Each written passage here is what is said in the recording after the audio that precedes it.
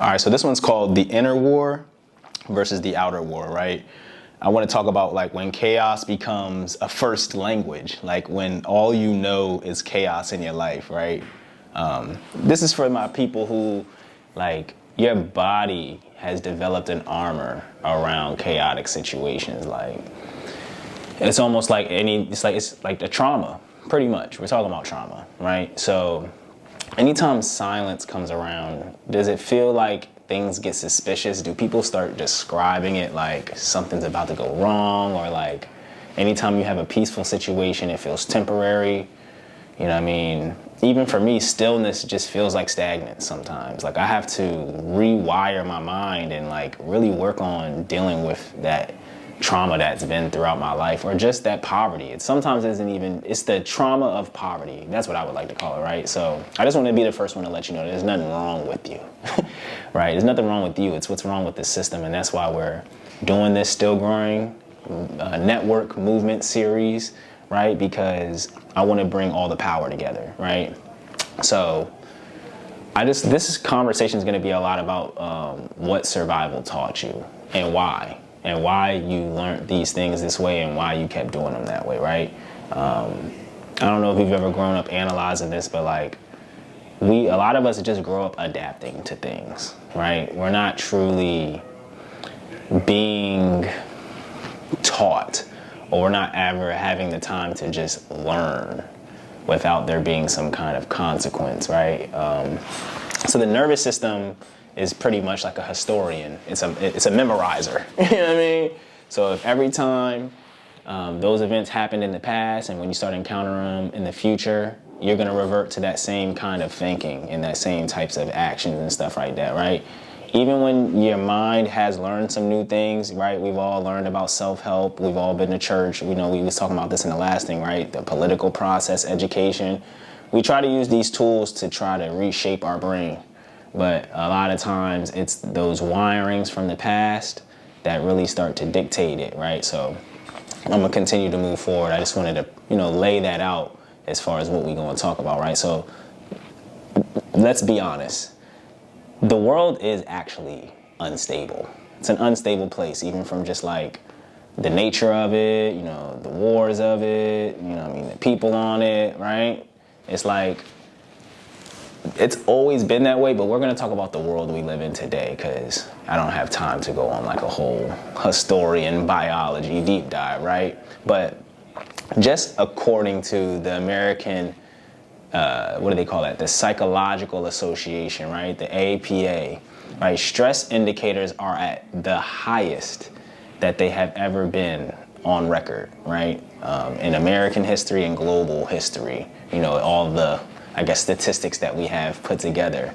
Even the World Health Organization, right? Like I said, there's America and then there's the world, right? The World Health Organization even reported a 25% rise in anxiety and depression since 2020. So these are just like statistics. I love statistics. These are things that I like to incorporate just to, create a picture and zoom out so we don't personalize it all. Because like I said in the beginning of this, it's like, this is not your fault, right? This was a collective effort. 83% of millennials actually, and Gen Z. So that's over 80% of Gen Z and millennials say they feel overwhelmed by the news cycle, right? I know I don't watch the news. I think I completely quit the news when they started showing the police brutality online. Like, I completely opted out from that point myself. That was probably 10 years ago at least 10 years ago, right? So if you think about it, right? We're trying to unlearn internal chaos, right? These are the chaoses that just was in our world, the world feeling like it's falling apart, our world actually falling apart. You know what I mean? I've actually lived a life-threatening experience and environment, so some of us have real reasons to have real fear and really feel threatened, Back up, so probably feel mad serious. So, of course, everything in the entire world is not collapsing, if you will, right? Of course, it's a feeling that we can all resonate on, right? It's important to know like when danger is coming, right? We don't want to just be aloof to real live danger in the world. So, the inner war that we're facing starts with coming together, right? That's a lot of what we teach. I was doing a cohort called the Creative Community a few years back. I have a media platform called Newports and News. Even now, I'm creating a space for Still Growing where we can like basically put notes together, put ideas together, because either we'll fail apart, right? That's a song, that's a system, or we can harmonize and come together, right? And we can create a new song, a new testament, right? So let's go to the next section, right? What does this mean for our community, specifically the Black community? But I'm sure other communities that experience like poverty and stuff like that, I'm pretty sure y'all can relate and resonate with this, right? So let's keep it going.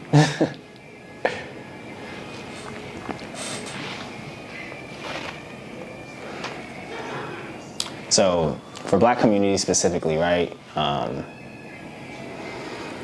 This hits on a whole nother level, right? They say if if society, like the main society, has the cold, then the Black community has pneumonia, right? These problems hit us the hardest, right? We inherited survival through an actual lived war, right? There was war actually placed on our lives consistently, throughout us being here in America, right? So let's just be honest. We got slavery, right? That really happened. Jim Crow, that really happened. COINTELPRO, that actually exists, right? Redlining. This is documented history, y'all. This isn't emotions. Mass incarceration, you know what I mean? Even though America makes up, less than 5 or 10% of the population of the globe, it makes up over 20-25% of the global prisoners, right? And so let's not mention the medical, the educational, the environmental hazards and neglect, right? These are not metaphors. These are not my feelings. These are assaults that lasted generations. This was terrorism, at the highest level. So our bodies carry that. It carries that feeling of trauma, that feeling of fear, you feel me? So I just want you to give yourself grace, but also identify and know what your purpose is and why you're being called here today, right? If you're a part of our community, this thing keeps flipping out, so please forgive me if we have any technicals, you dig?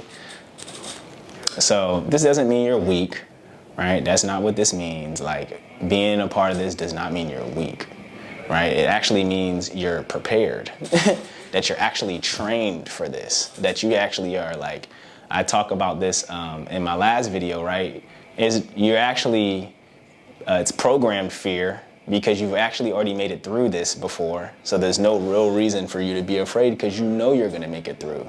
Our nervous systems were built for the real world, and now it has adapted to this virtual fake matrix world that I say no longer exists, right? I am not committed to it, and I do not align or identify with none of it. I'm not against it. I'm just building my own thing, and at the same time, the modern world, as we call it, right? Those systems are going to keep, trying to build themselves, and they're going to still exist no matter what. It's just our job to pull out of them as Black people, right? So we're in a very peculiar situation. We're not here to destroy the system, but we also have to be mindful of not continuing to build it. All right, so we're gonna speed through the rest of this. I don't wanna hold y'all here too long, right? So we're gonna talk about the rise of performed peace, right? So social media has created this whole everybody looks healed, everybody looks peaceful, everybody looks balanced, everybody's abundant kind of vibe now, right? But most of it is not real, right? Most people still late on their bills. Most people are performing that idea, right? Instead of actually experiencing it, right? They missing the bus, they not paying their bills, but the online piece is an aesthetic, right? At home, things are burdenous. The kids are feeling neglected. There's internal conflict, and you feel like you're failing, and right? And you're just falling apart and comparing your life to other people's lives, which becomes a vicious cycle all on itself. You know, even from people from adverse communities, right? Peace can feel like abandonment, right? The real truth here is that if you survive instability, peace feels dangerous. Real stability feels dangerous. Healthiness feels dangerous. When you're growing up holding everything together and your body experiences tension all the time, it's like when you slow down, you feel guilty. I experience this all the time, right? Even when things are calm, your body starts feeling like there's going to be a disaster, right? This isn't you being weak. This is conditioning. This is something that has been brought upon us for generations. So if your body feels like it needs to protect itself, just breathe, right? And know that life is the greatest gift that we all have, that we all share.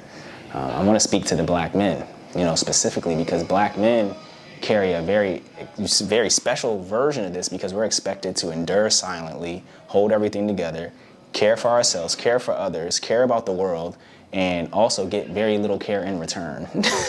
So we're fighting an outer war all the time and an inner war all the time. And we're also fighting that inner world war without anybody's acknowledgement. Most people act like they don't see it. And that's because, you know, that maybe threatens their emotional safety. It makes them internalize some trauma that they're not ready for, right? So like we naturally just become overlooked in the world. Most people don't spend any time, you know, worrying about us. So, you know what I mean?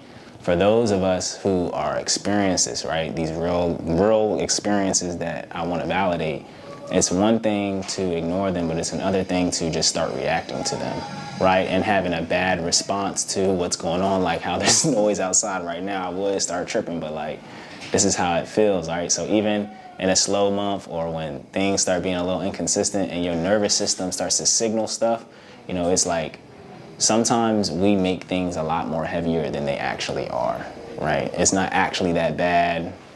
And the work that is required for us to do is just a little bit different. Not all goals are gonna get met, you know what I mean? You can't escape the world, but you can't act like everything's fine either. So we have to become developers. We need to learn to be able to discern the difference while also learning how inner peace becomes possible for yourself and in the world, you know, being loud about it, being intentional about it. Peace does not mean the absence of problems, right? It does not mean everything's just gonna go right. It doesn't mean if you start praying more or if you vote or if you join a club that everything's gonna be okay, right? But it also, we don't want to validate, you know, hustle culture, grind culture, and like, you know, we wanna redefine strength, right? Strength doesn't look like pushing through when you're overwhelmed or just continuing old patterns or facing danger, right? Without any plan, but it means like having clarity and moving with grace and without guilt. And like strength is more than motivation, but it's determination. It's rooted in your being, right? So like we don't need chaos to justify why we're showing up as the best versions of ourselves, or is why we're taking risks to like affirm ourselves and things like that, right? I understand in this world, like we be overlooked. That's why I'm passionate about the work that I do. That's why I do it for people like me and you. You don't need to perform this thing, right? You need to be like real about who you want to become. And so we're going to talk more about this throughout the next few videos. But I just want you to know, like, if you're still growing, like this is just the beginning. You know, us addressing this stuff is going to be super important for us to really getting to the next step of our healing journey. So like I said, I don't want to hold us up. I'm trying out some new things today. So, you know, bear with me and give me some feedback on what y'all think on the video.